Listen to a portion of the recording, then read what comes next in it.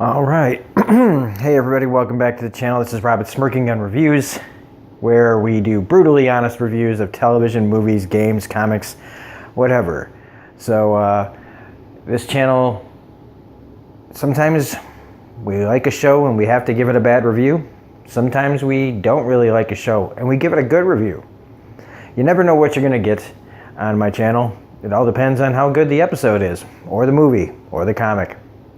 So just prepare yourself for anything on here. I feel like I've been needing to explain that a lot to people. I don't just recap shows. I give my personal feelings on them. And if you can't take brutal honesty, or at least respect other people's opinions, this is probably not the channel for you.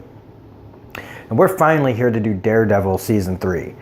Another show I've been looking forward to quite a bit. Daredevil Season 1 and 2 were just fucking bonkers good. And so I, again, like Man in the High Castle Season 3, I have high hopes for this season. I'm going to try to temper them because of my disappointment that I allowed myself to feel in Man in the High Castle Season 3. Now, Daredevil's back in Season 1, Episode 1, or Season 3, Episode 1. It's called Resurrection. So full spoilers if you have not seen the episode. Matt Murdock throughout his comic life has had a lot of crises of faith, and he's in a big one right now. After letting a building drop on him in Elektra to save everybody, everybody assumes he's dead. The shot at the beginning of this episode was so cool. Just showing the underground, him under the water. It was very much looking like a comic book pages put to life. It was really, really cool. And then we get to, we have Karen and Foggy. Basically, they believe Foggy is more like he believes he's dead. Karen is more of the optimistic, who's trying to, keep his apartment going, keep his life going, even though there really, is no apparent reason to think he survived the building explosion, whatever. We know that there wouldn't be a Daredevil Season 3 unless he survived. We see it at the beginning. He takes quite a beating. We don't know what happened to Elektra, but no body, no death in comics or pretty much anything these days. And so most of this episode is built on Matt, finding his way back. But what I do like about this, let's get into this. So Matt Murdock is a man of faith. He believes in God. He believes in a higher power. He comes from this, very religious background. And it's one of the reasons why I like Daredevil, because Daredevil challenges me in my thinking as a comic, as a show, because I don't have those same beliefs. I come from a religious background, but I am not a man of faith. I don't have like a lot of hope in higher powers and things like that. So for me to, when I watch this, I try to not have a biased way of thinking about it the way this character thinks, just because I don't believe in the same things that he does. And that's, it's something that I think a lot of people like. It's hard to do because when they get into like the religious talk, I have to force myself to keep in mind that that's where this character's coming from. I may not believe it. I may not understand it fully, but I accept it. And if this is what his character needs, then this is what his character needs. I really like the nun in this episode. At first I wasn't too sure about it, but I really like her a lot. The slow but surely, like how weak and defeated he feels at the beginning of this. And then that that confidence that he starts to get, where he starts to feel the old moves and gets back into it and starts to fight, spar with himself, and he can sense things again because he was having, hearing problems, and he wasn't be able to kind of see his surroundings anymore. And then he kind of, when they have him fight this, kind of spar with this guy, he gets into those rhythms again. But then he kind of goes to, maybe he fights a little too long. He's all about rushing forward. Kind of like when they talk about his dad a little bit, they're the same thing, the devils of Hell's Kitchen, they keep going till it's, to the realm of sanity. He just keeps pushing. He pushes a little too hard, and he goes back to where he can't hear a little bit, and we get to this where it kind of feels like he's kind of given up.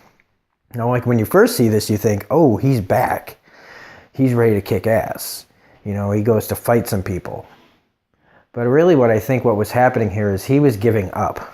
He was going to do one last fight. He was going to save one person, and then he was going to die. Because, he gets those people out of there and then allows himself to be whooped on by these guys. And instead of letting them go, he gives them the pipe to kill him, to cave his head in. If it wasn't for that, the cops were coming and those guys left, he was standing there ready to go. He said, God forgive me. So I feel like he's given up. So that's fine. That's not the way it's going to end up. That some of the things that Kingpin said in the past about, making everyone pay.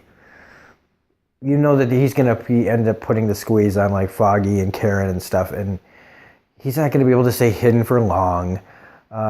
He's going to have to come out. And then we also know about Bullseye being in this season, so and wearing his costume. So all these things are going to force Matt to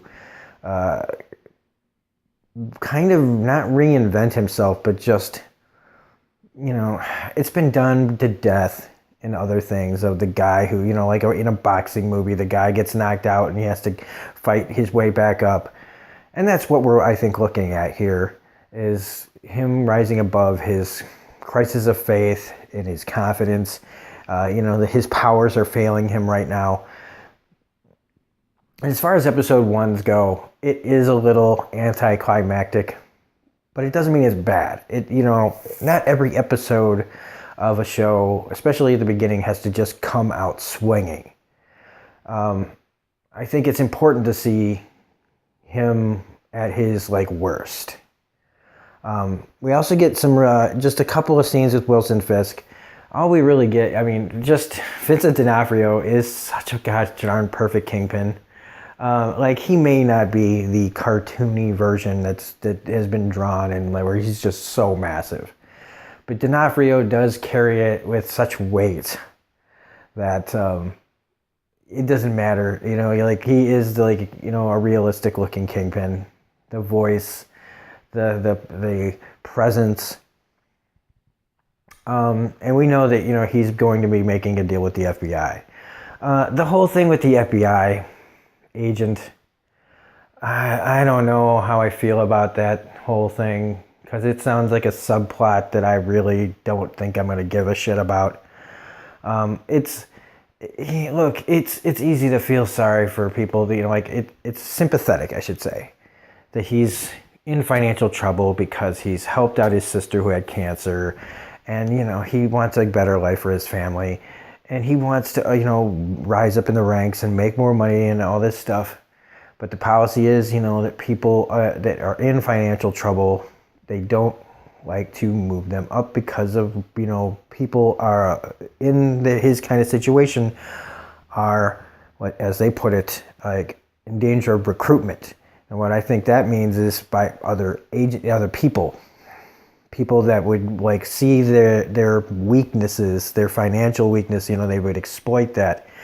And he would be under suspicion of being someone who you couldn't trust, that would turn on the FBI, that would go work for some bad people to save his, to get himself out of debt. And that's not a bad move, and it sucks, but that's where I feel like we're getting him set up, this character up, is Wilson's gonna see the need this guy has to benefit himself. And I really we don't need that many subplots in this show. If that's where, hopefully that's not where it's headed. One of the complaints about these Marvel Netflix shows is 13 episodes seems a little long. Now that we've seen enough of the series, all of them, Jessica's got 2 seasons, Luke got 2 seasons, Iron Fist got 2 seasons, Punisher's got 1, Daredevil's now on 3. One thing that I think we all learned is that if they're just going to pad, if it's going to be kind of slow and boring and padded, then I think they really need to shrink some of these episode orders down. This has 13 episodes. And that's what I'm worried about as well, is too much padding. And with subplots like this FBI agent, I don't need to see chunks and chunks and chunks of what could have just been cut down into that. But I don't know. It's like I said, it's just episode 1, so we'll see. And that's about it. Fisk wants to help out the woman he loves, and he wants to cut a deal. What that all entails yet, I don't know. I'm sure I don't. But I am excited to see where it's headed. I am excited to see his journey and how far it goes. So hopefully, this is a good step. It's an interesting step. Like I said, it's not action-packed. It's more about character and drama. And I'm sure that we're going to get some crazy stuff ahead. But so far, it's like a B+, like a B+B kind of episode. But I'm glad it's back. I'm glad that it's another show that I'm excited to talk about, and I hope I don't have to get too... I hope this show doesn't force me to be too negative. But anyway, so far so good. So anyway, if you like this video, please hit the like button, comment, share, subscribe. We will be doing all these episodes over the course of the next few days. This is the only one we're doing today because I got a lot of stuff to do. So anyway, this is Robert Smirking Gun Review saying thanks for watching this video. Thanks for all the support, and we will see you in the next video. Bye.